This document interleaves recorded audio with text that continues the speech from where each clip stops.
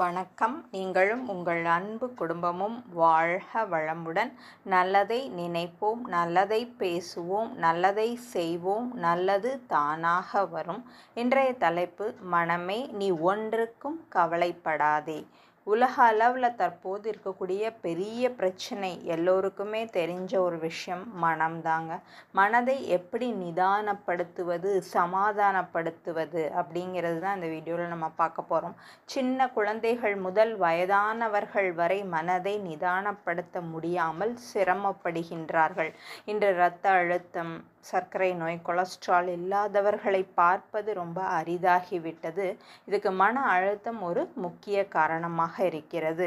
மனம் இயற்கையிலே பார்த்திங்கன்னா மிகப்பெரிய கிஃப்ட்டுன்னு தான் நமக்கு அதை சொல்லலாம். அதை எந்த அளவு உயர்த்தி நம்ம எந்த அளவு நிதானமாக வைக்க பழகிறோமோ அந்த அளவுக்கு வாழ்க்கையில் உயர்வு நமக்கு கிடைக்குங்க. மனதை நாம தான் கஷ்டப்படுத்திக்கிட்டோமே தவிர அதனுடைய விளைவு நம்ம பார்த்திங்கன்னா நம்ம உடலுக்கும் சரி மனசுக்கும் சரி அது துன்பமாகத்தான் மாறும். இன்று பொதுவாக மக்களிடம் பார்த்தா எதிர்பார்ப்புகள் ரொம்ப அதிகமாகிருச்சு.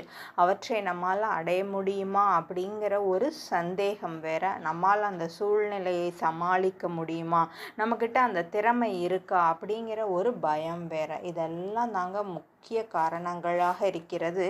மனம் பார்த்திங்கன்னா தடுமாறுகிறது, தடம் மாறுகின்றது, மனம் நிதானத்தை இழக்கிறது. இன்று உலகத்தில் நடக்கும் நிகழ்வுகளும் நம்மை தூண்டுகின்றது. அவங்க பெரிய கார் வச்சுருக்காங்க, 2 பேருமே வேலைக்கு போகிறாங்க, நிறைய சம்பாதிக்கிறாங்க, நம்மளுக்கு அந்த அளவுக்கு வாய்ப்பில்லை, பத்தலை, பொருள் துறையில் அப்படின்னு ஒரு வருத்தம். அவன் அவ்வளோ செலவு பண்ணி வீடு கட்டியிருக்கான், கல்யாணம் பண்ணியிருக்கான், தொழில் வச்சுருக்கான், அதில் பாதியாவது நான் செலவு பண்ணணும், இல்லைன்னா எனக்கு அது சிறப்பாக இருக்காது. இப்படி புற உலக தூண்டுதல் தாங்க இன்றைக்கு மக்கள்கிட்ட அதிகமாகிட்டது. மனிதர் மனதுக்குள்ள போட்டி, பொறாமை, கோபம், வெறுப்பு இதெல்லாம் அதிகமாகுது. அதுலேருந்து விடுபடுறது அப்படிங்கிறது கொஞ்சம் எளிமையான வழி தான். நாம் சில பயிற்சிகள் செஞ்சோன்னா போதும். புற தூண்டுதல்கள், நிகழ்வுகள் எப்போவுமே இருந்துக்கிட்டே தாங்க இருக்கும்.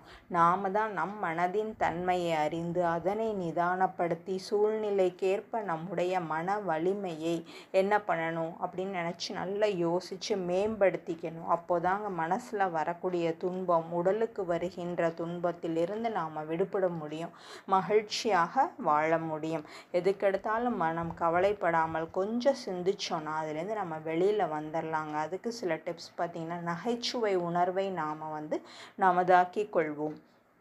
நகைச்சுவை உணர்வுங்கிறது நிகழ்ச்சிகளை, அந்த நகைச்சுவை நிகழ்ச்சிகளை பார்க்கலாம், கேட்கலாம். நகைச்சுவையாக நாம் பேசி பழகினாலே பல துன்பங்களிலிருந்து நம்ம தேறிவிடலாம், பிறரையும் தேற்றிவிடலாம்.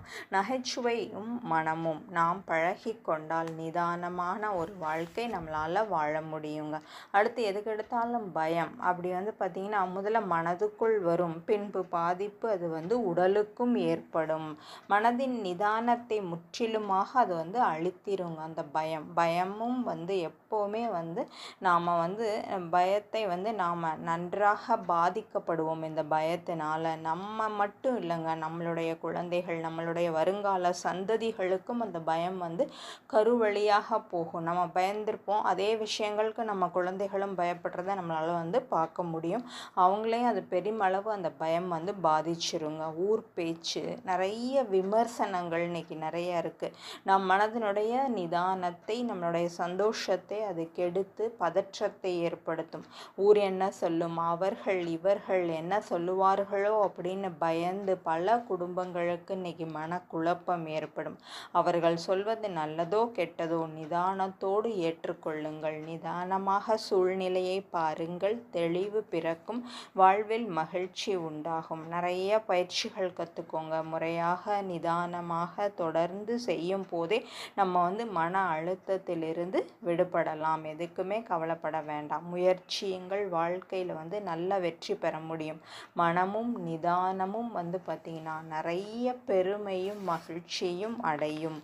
நம்ம இன்றைக்கி பார்த்திங்கன்னா நமது செயல்கள் நேர்மையாக இருக்கும் போது நமக்குள்ளாக அந்த எதிர்கொள்ளும் சக்தி, அந்த தன்னம்பிக்கை, இது எல்லாமே அதிகமாகும். அப்போது நம்ம இந்த மனதை எதற்கும் கவலைப்படாமல் நிதானமும் பொறுமையும் பழகி கொள்ளும் போதே வாழ்க்கை ரொம்ப மகிழ்ச்சியாக நகரும். முயற்சியுங்கள். நன்றி. வாழ்க வளமுடன். ஒவ்வொரு நாளும் இரவு படுக்கும் பொழுதும் நேர்மறையான எண்ணங்களோடு உறக்கத்திற்கு செல்லுங்கள். ஆழ்ந்த உறக்கம் கிட்டும். வாழ்க வளமுடன். வாழ்க வளமுடன்.